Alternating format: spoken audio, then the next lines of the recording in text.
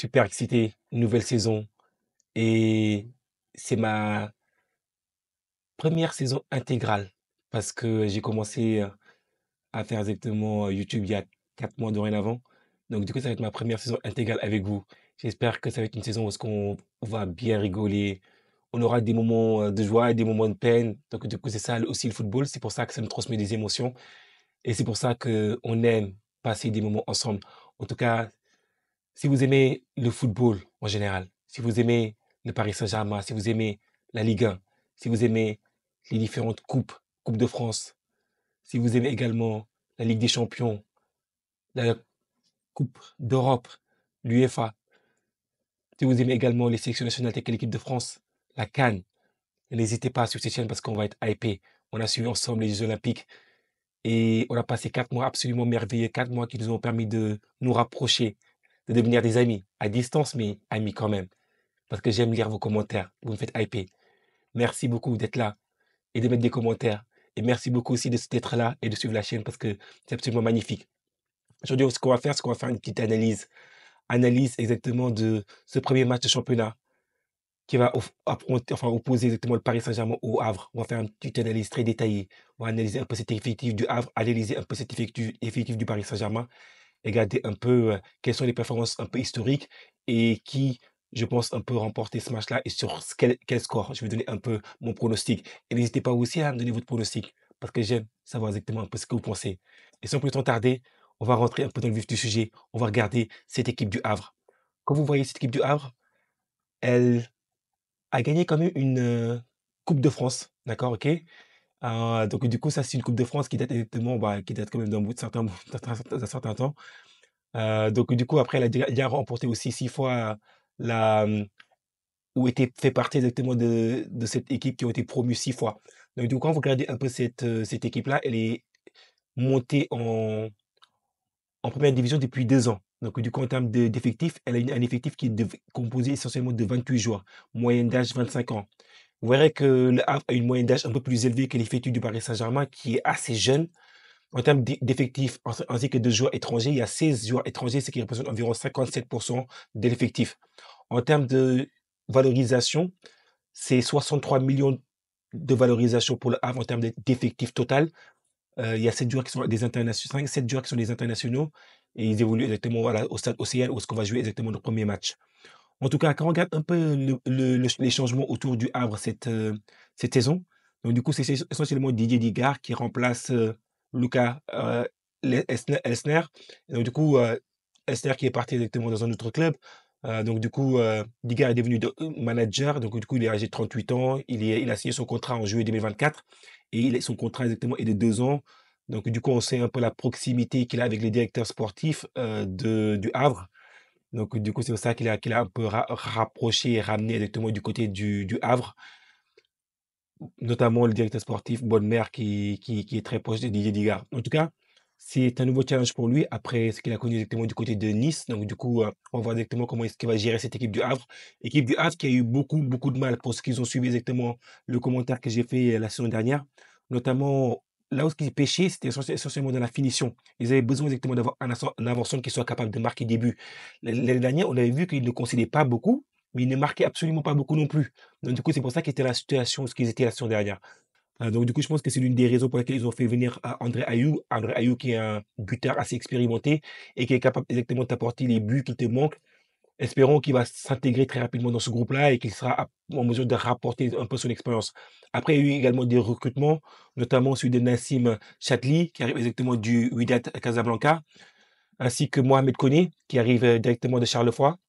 Il y a eu également Jamal Moussadek qui arrive exactement de Versailles, ainsi que Cheikh Doumbia qui arrive exactement de Rodez. Après, il y a eu également des départs, mais bon, on s'attardera pas trop sur les départs. Donc, du coup, en termes d'effectifs, donc du coup, on a vu qu'il y a eu 7 arrivées et 11 départs. Donc, en termes de dépenses, il n'y a pas eu de dépenses carrément. La plupart exactement des recrues, ils sont arrivés exactement gratuitement. Donc, du coup, c'est un club qui ne dépense pas beaucoup. Est-ce que ça sera la stratégie qui sera payante pour ce club du Havre? Je pense que pour se maintenir, il va falloir chercher également des joueurs de qualité parce qu'on a vu que la qualité, ça se paye. Donc, du coup, ce serait essentiellement ma partie analyse exactement pour cette équipe du Havre. Donc, du coup, maintenant, on va se pencher un peu sur cette équipe du Paris Saint-Germain. Quand on regarde un peu cette équipe du Paris Saint-Germain, elle se trouve à des années-lumière de cette équipe du Havre. En termes de budget, 957 millions de budget, enfin de valeur totale d'effectifs. Un effectif qui est de 34 joueurs, qui est un peu plus important que celui que possède le Havre. Faut savoir que le Paris Saint-Germain joue sur plusieurs tableaux. Moyenne d'âge de 24 ans, qui est inférieur à celui du Havre. Donc du coup, des joueurs qui sont un peu plus jeunes, moins expérimentés. En termes de joueurs étrangers, le Paris Saint-Germain a 22 joueurs étrangers, ce qui représente environ 64% de l'effectif, ce qui est supérieur à ce que le Havre a possédé de son côté. Joueurs internationaux, il y en a 21 du côté du Paris Saint-Germain, qu'on a vu qu'il y en avait 7 du côté du Havre. Donc, du coup, le Paris Saint-Germain a des joueurs qui évoluent au sein de leur sélection nationale. Donc, du coup, ce qui montre aussi la qualité des joueurs du Paris Saint-Germain. Donc, du coup, en termes de balance des transferts, le Paris Saint-Germain a une balance qui est négative. Donc, du coup, on a dépensé beaucoup plus que nous avons exactement eu en matière de revenus. Donc, du coup, ça, c'est une chose importante à garder à l'esprit. En termes de mouvement d'effectifs, il y a encore des mouvements qui sont à venir, notamment celui de potentiellement de Ougarté. Donc, je ne pense pas qu'il sera forcément partie du groupe, mais ça reste exactement à voir. Et en termes de revenus, on a eu 16 500 000 qui correspond essentiellement à la vente de l'Eintracht Francfort, notamment de Hugo Ekitike. Et en termes de dépenses, le Paris Saint-Germain a beaucoup dépensé. Donc du coup, ils ont connu exactement l'arrivée de Joao Neves pour 60 millions d'euros, William Pache 40 millions d'euros, ainsi que Matvei Safonov qui est arrivé exactement pour 20 millions d'euros. Ce qui fait environ une dépense totale de 120 millions d'euros, sans pour autant inclure l'officialisation qui va pas tarder. Elle va arriver exactement aujourd'hui même pour le talentueux Désiré Doué. Donc du coup, faut également, il ne pourra pas participer, il ne sera pas dans le groupe. Donc du coup, là, quand on regarde un peu aussi les départs importants, on sait exactement le départ le plus important, qui est celui de Kylian Mbappé qui est parti pour rien, pour gratuitement. Et également celui de Renato Sanchez, Chiando, ainsi qu'Edouard Michou qui sont tous partis exactement en prêt. Donc du coup, maintenant on va s'attarder, on va regarder un peu qu'est-ce qui s'est passé en termes de... On va regarder un peu qu'est-ce qui s'est passé sur l'aspect historique, sur les confrontations entre le Havre ainsi que le Paris Saint-Germain. Donc du coup, quand on regarde un peu les confrontations historiques, on voit que euh, la dernière confrontation s'est soldée exactement sur un match nul, sur le score de 3 buts enfin 3-3. C'était, on se rappelle, c'est le but de Ramos qui égalise dans ce match-là parce que c'était très très chaud. Ainsi que les matchs précédents, on a quand même gagné 2-0 au Havre. On se rappelle également de cette expulsion de la part de Donnarumma. Donc du coup, quand on regarde un peu l'historique, c'est assez positif pour le Paris Saint-Germain. On a aussi joué des matchs amicaux, victoire 2-0 durant la saison 2023 ainsi que durant la saison 2020 parce qu'on leur a mis exactement un 9-0. Mais en tout cas, on ne va pas remonter trop loin parce que les joueurs ont changé. Donc du coup, ça ne fait pas absolument pas sens de comparer des joueurs qui évoluaient par le passé ainsi que des joueurs maintenant qui ont absolument rien à voir avec les joueurs que nous avons eus par le passé. Mais par contre, on voit que les confrontations entre le Havre et le Paris Saint-Germain ont tourné au bénéfice du Paris Saint-Germain. Et c'est un peu l'analyse globale quand on regarde un peu ça. Quand on regarde un peu les préparations des deux équipes avant le début de la saison, le Havre, ils ont vraiment pris ça très au sérieux. Leur dernier match exactement en Ligue 1 date du 19 mai. Et depuis le 19 mai, quand vous regardez un peu, ils ont fait 1, 2, 3, 4, 5, 6 matchs amicaux. Alors que le Paris Saint-Germain a fait que 2 matchs amicaux, pardon. Donc, du coup, vous voyez un peu la différence entre les deux équipes, comment est-ce qu'ils ont... J'ai l'impression que le Paris Saint-Germain a pris ça un peu plus à la légère, sans pour être trop arrogant. Parce que quand on voit exactement le Havre, ils étaient absolument prêts maintenant parce ils ont enchaîné les matchs depuis juillet. Donc, du coup, ça fait quasiment un mois qu'ils enchaînent exactement les matchs. Donc, du coup, ils ont gagné exactement certains matchs 7-0 contre Fougères. À mon avis, c'était plus pour prendre la confiance. Clairement, match nul, 1-1. AZ, qui est le club exactement hollandais, 1-1. Le Havre, NEC, qui est un autre club hollandais, 1-1. Ainsi qu'ils ont commencé à faire exactement des résultats un peu plus négatifs, notamment contre le Red Star sur le score de 2 buts à 1, ils ont perdu, ainsi qu'une défaite 6-0 face à Bochum qui est un club qui est en Allemagne. Donc du coup, c'est des résultats qui sont assez négatifs quand même pour le Havre. Donc du coup, je pense qu'ils sont un peu en matière de crise de confiance. Donc du coup, est-ce que c'est pas l'opportunité pour le Paris Saint-Germain de prendre le dessus également? C'est une bonne question. Après, quand on compare ça un peu au Paris Saint-Germain, on voit que le Paris Saint-Germain, comme je vous ai indiqué, n'a joué que 2 matchs amicaux. Vous imaginez 2 matchs amicaux? Donc c'est absolument, j'ai jamais vu ça. J'ai jamais vu ça. Un Paris Saint-Germain qui reprend, qui fait que des matchs amicaux. Donc, du coup, on va voir un peu si ça va porter ses fruits parce que la saison sera longue, notamment avec ce changement du format de la Ligue des Champions. Est-ce que c'est pour ça que la direction sportive ainsi que Luis Enrique ont décidé de changer un peu le format? Ça reste éventuellement à voir. On verra ça. En tout cas, le Paris Saint-Germain a joué le premier match amical face à Stuttgart. Sur le score, ils ont fait exactement un match nul sur le score de 2, enfin 2-2. Paris Saint-Germain mené sur le score de 2 buts à 2-0, avec notamment Dour qui a marqué son but. C'était absolument également ainsi que Solaire qui a marqué également le deuxième but, avant que et ces deux premiers buts arrivent justement avant les 15 premières minutes. Et ensuite, Sumgrat, effectivement, revient très, très bien rapidement dans le match, notamment dû à des erreurs défensives, notamment également dû à des problèmes en matière de placement. Et les joueurs aussi n'ont pas forcément la compréhension ainsi que les affinités parce qu'ils ne sont pas habitués exactement à jouer ensemble.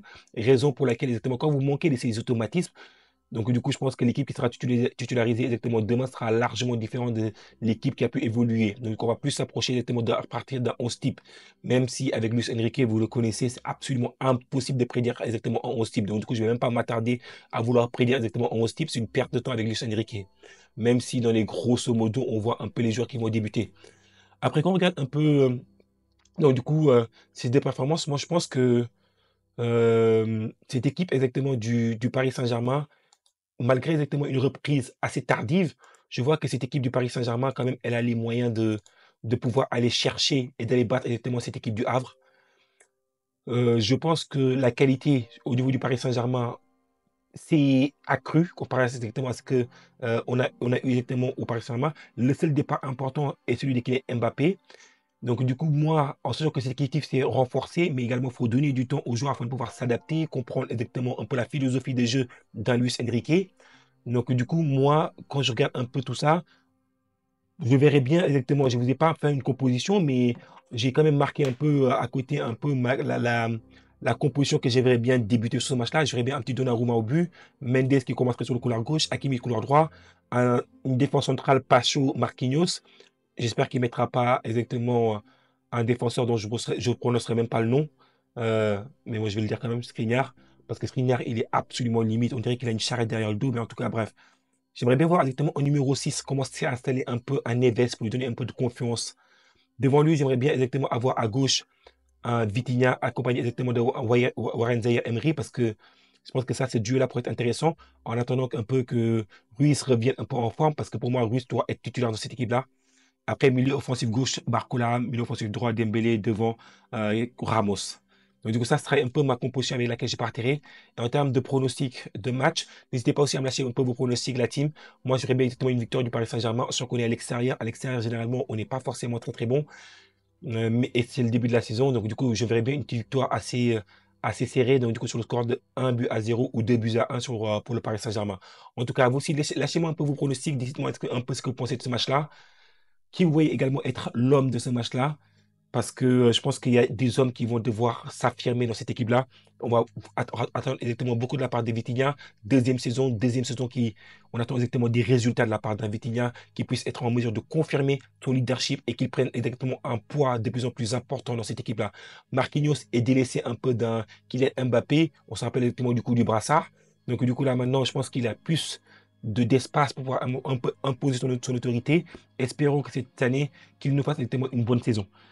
Après également, Hakimi dont la prolongation de contrat, et il est tombé d'accord sur grosso modo sur les termes exactement de son contrat.